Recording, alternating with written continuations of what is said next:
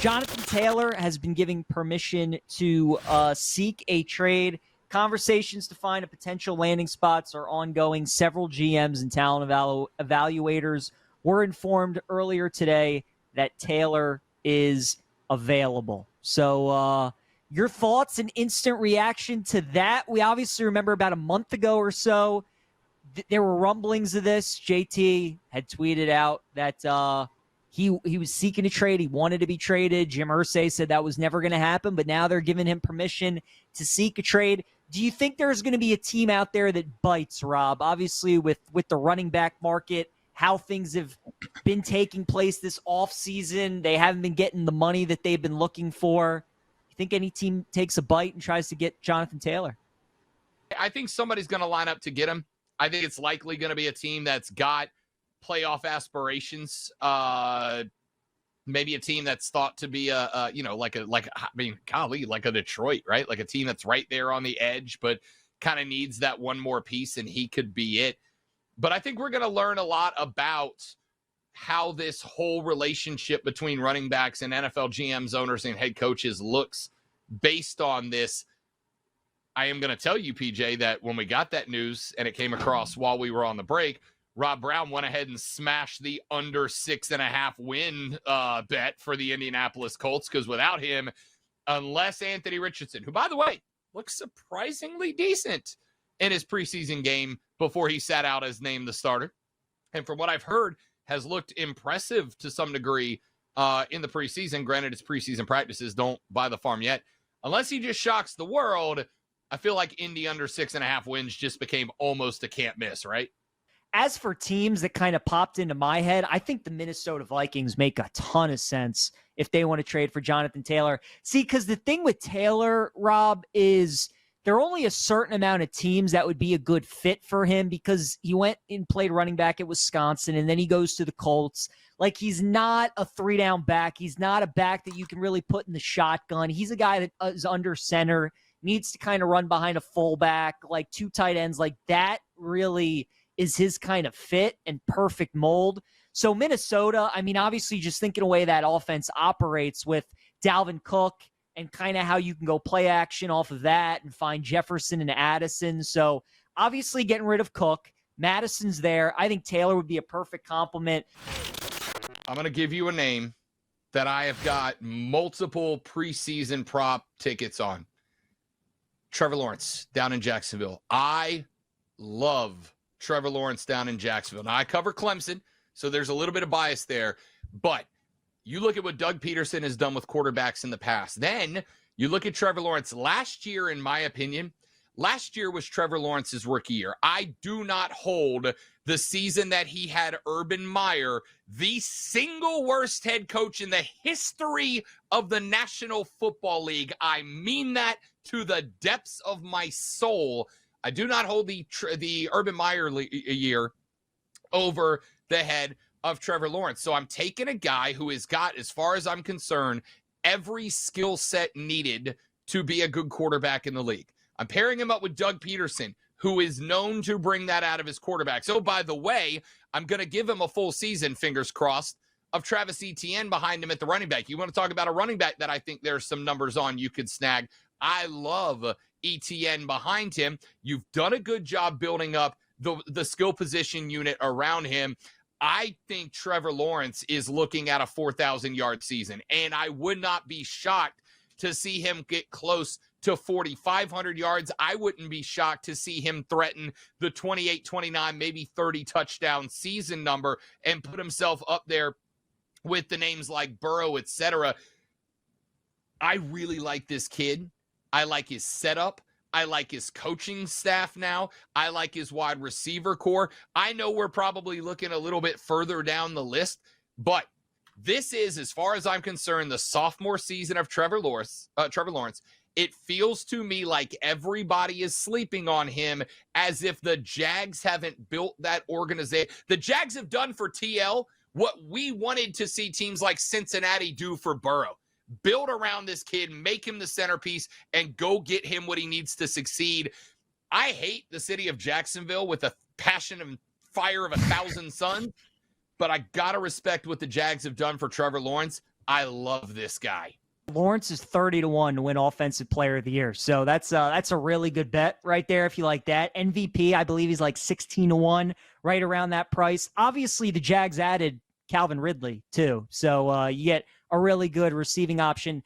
Rob, the bet that I've been giving out with Jacksonville throughout the network that I think is a great bet is for them to get the number 1 seed in the AFC is 10-1. I have never seen an NFL schedule more favorable for an NFL team than what the Jags have this season. All their hardest games are at home, and I've truly never seen anything like it. Kansas City, Baltimore, San Francisco, Cincinnati, all 4 of those games are at home. The Buffalo game is in London. Obviously, even though Bills Mafia travels really, really well, the Jags' familiarity with London, you would probably give them the edge in that just because they know how to handle that week. That's also the second of those weeks where they'll be in London. They're playing Atlanta and Buffalo back-to-back weeks in London this year. So the fact they'll already be out there, the way the schedule sets up, and all of those teams outside of San Francisco are AFC teams. All those teams are going to be teams, they're competing for tiebreakers, competing with AFC seeding. So look, Jacksonville, I think to get the number 1 seed, just the way the schedule sets up is really, really good for them. Obviously, the division that they play in, playing Indianapolis twice, playing Houston twice, playing Tennessee twice. They get the NFC South, so they play Tampa Bay, they play Atlanta, they play Carolina, New Orleans. I think their schedule is awesome. I love the fact all their tough games are at home. And 10-1 to get the number 1 seed in the AFC. I think could lead to maybe your boy Trevor Lawrence having a big year. There's not much I love more in sports than a Yankees meltdown, a Dallas Cowboys meltdown, or a Texas Longhorns meltdown. They're just all so special to me, all right? They just are. That being said, I am also sick and very, very tired of the Texas is back. Here's the problem. It's not that Texas is back. It's that there's nobody else I trust in this conference to be the stalwart, right? There's just not. This is going to be a Texas championship via attrition, not accomplishment, in my ever so humble yet frequently correct opinion. Listen, I like Brent Venables. Brent Venables obviously was the defensive coordinator at Clemson before he took the head job at Oklahoma. And every year, my colleague and I go down to Clemson for their media day. And for the first 2 years I was here, Brent Venables was there. And I'm going to tell you, man, in person, Brent Venables is charming. He's funny. He's witty. He's everything you want in a head coach. Here's the problem. I don't think Brent Venables has head coaching temperament. I think Brent Venables is on that list of guys that, you ever heard the concept of the Peter Principle? It's one of my favorite things because I absolutely think it's true. The Peter Principle is everybody gets promoted to one level above their competence level, right?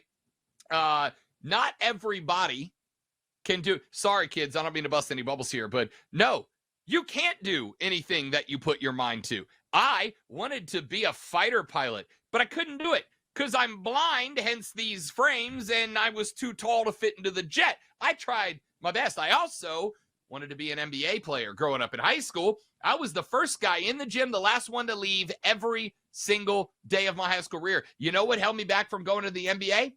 I sucked. I wasn't good at basketball, and it turns out that's a big problem when you're trying to play basketball. I like Brent Venables as a dude. I'm pulling for him. I hope I'm wrong.